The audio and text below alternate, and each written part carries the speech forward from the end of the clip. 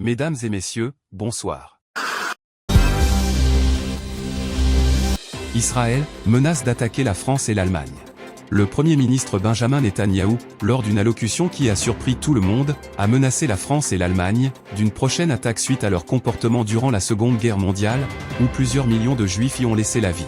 Des menaces, sans détour, puisqu'il leur a promis qu'après la Palestine, le Liban, la Syrie, le Yémen et l'Iran, ce sera à leur tour de payer le prix fort pour les crimes qu'ils ont commis. אנחנו הולמים באויבינו בעוצמה חסרת תקדים. אני מדגיש, זאת רק ההתחלה. אויבינו רק התחילו לשלם את המחיר. ואני לא אפרט מה שיבוא בהמשך. אבל אני מבטיח לכם, אזרחים יקרים, בסיומה של המערכה, כל אויבינו ידעו שזאת הייתה טעות איומה. מה שנעשה לאויבינו בימים הקרובים יהדהד אצלם מבחינתי בעלת חשיבות עליונה, לבסס את האחדות בעם. הפילוג בתוכנו נגמר. כולנו מאוחדים. וכשאנחנו מאוחדים, אנחנו מנצחים.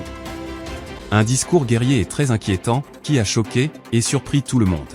Le Quai d'Orsay a immédiatement lancé un appel au recrutement d'urgence, notamment à tous les Français musulmans qui seraient les bienvenus.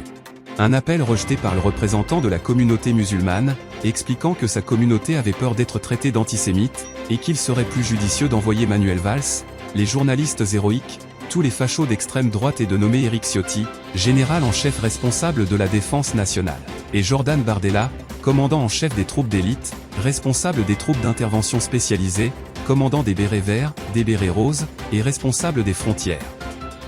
On apprend que suite à ce discours, des centaines de journalistes, accompagnés d'une centaine de politiques, auraient été aperçus à l'aéroport, fuyant le pays, afin de pouvoir organiser la résistance, depuis l'étranger. Mazel Tov. Ce sont plus d'une dizaine de chats, victimes de violences, recensés cette semaine, dans les rues de Paris.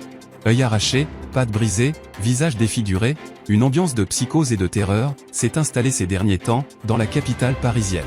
On peut voir, sur cette vidéo de surveillance, un chat de banlieue, s'en prendre violemment aux passants, sans aucune raison.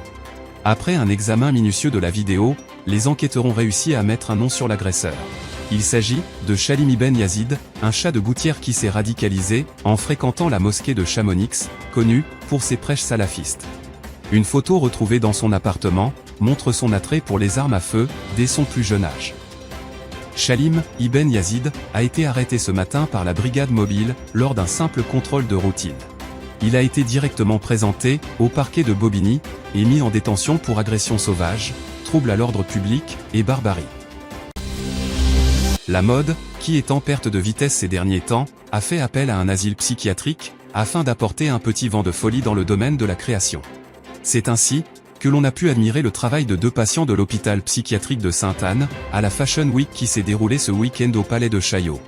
Un défilé, qui a marqué les esprits, notamment les créations très futuristes de 2 patients, Xavier Minouche, interné pour avoir mangé tous les chats de son quartier, et Pascal Le Fumier, qui a mangé le visage de sa voisine. Des modèles, sortis tout droit de leur imagination, ont fait l'unanimité aux yeux du public parisien, ainsi que la maire de Los Angeles, qui leur a proposé de travailler pour la prochaine cérémonie d'ouverture des Jeux Olympiques de 2028, qui se dérouleront à Los Angeles. Une proposition, accueillie avec une grande joie, notamment par Xavier Minouche, qui a demandé s'il pouvait travailler avec de la peau de chat. Bon, très bien. Il va avoir un traitement injectable. On apprend que le président du Sénat Gérard Larcher, après avoir fait une dépression suite à une culpabilité face à tant de privilèges, aurait décidé durant cet été de faire une retraite spirituelle dans un monastère. Après avoir fait vœu de pénitence et avoir tenu un jour sans manger des mets délicieux, le président du Sénat s'est jeté sur Marguerite, la seule vache du monastère, afin de la dévorer toute crue, laissant les moines dans une profonde tristesse. Gérard Larcher aurait laissé un mot expliquant son geste et la difficulté face à de telles tentations, leur demandant pardon, ainsi qu'à tous les canards qu'il allait flinguer. Finalement, il finira par retrouver ses privilèges pour son plus grand plaisir, et pour le plus grand bien de la France. Une quinzaine de personnes sont mortes sur le coup, après avoir ingurgité lors d'un repas familial, des champignons toxiques, cueillis dans la forêt de Rambouillet. Selon notre spécialiste BFM Nature, il s'agirait de champignons, plantés il y a un an de cela, par un musulman intégriste, terroriste botaniste, en lien avec des combattants du Hamas. Le parquet de Paris a ouvert une enquête et diligenté ses meilleurs spécialistes, supervisés par Meyer Habib et des agents du Mossad, afin de mettre toute la lumière sur ce crime abominable, cruel et barbare. Selon les dernières nouvelles, un suspect a été interpellé à son domicile et placé en garde à vue. Il serait actuellement entendu par des agents du Mossad.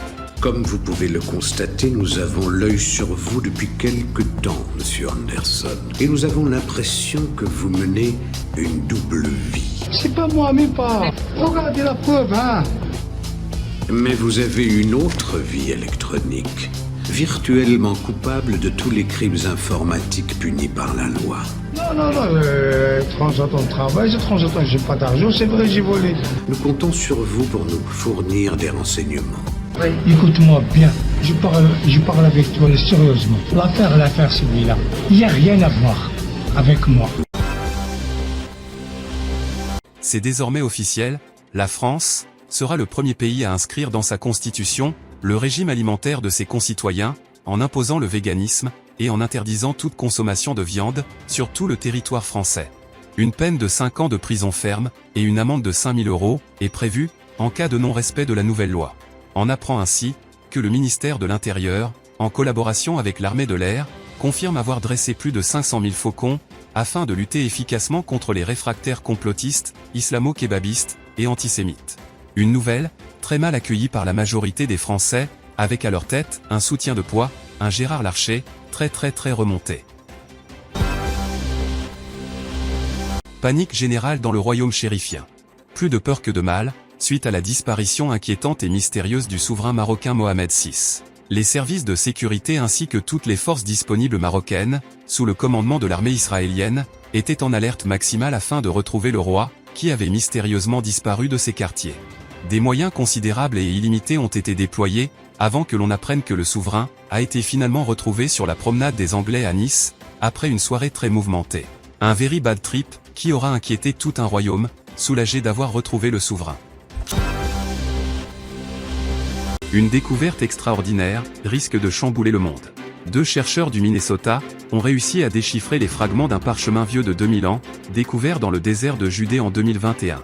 Grâce à un procédé chimique, ils ont réussi à faire ressortir le texte qui était quasiment illisible à l'œil nu. Un texte qui dit clairement que le soleil appartiendrait à des ancêtres de Meyer Habib. Une nouvelle accueillie avec joie par le député, puisque si cela vient à être confirmé, ce serait le jackpot, puisqu'une taxe pourrait être déposée sur chaque panneau solaire, ainsi qu'une taxe de luminosité que chaque pays devrait s'acquitter. Une nouvelle qui fait le bonheur de l'intéressé, ainsi que de certains rabbins. Le soleil s'est créé lors de la création. Alors, c'est l'effervescence extraordinaire. Toute la radio, tu ne peux pas imaginer ce qui se passe maintenant. C'est Hollywood Street.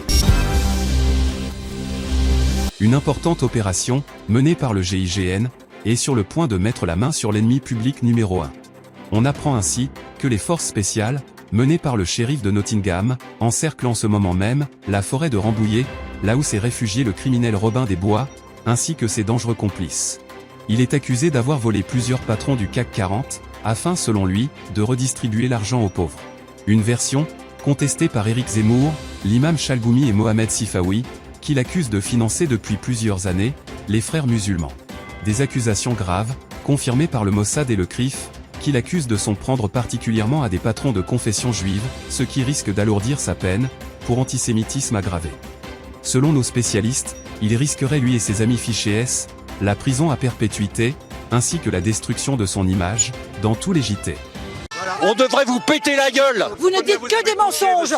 Combien vous touchez pour faire votre boulot, les injections, les injections. Vous pensez, monsieur, que je suis payé par les laboratoires pour faire mon travail? Et vous êtes corrompu comme c'est pas possible. Parce que vous véhiculez la bien-pensance. Il y en a marre de la doxa. Vous comprenez ça? Ah oui, je trouve que les médias jouent un rôle dévastateur dans les relations humaines. Parce que pour le moment, on est calme, mais bientôt, on va pas le rester calme.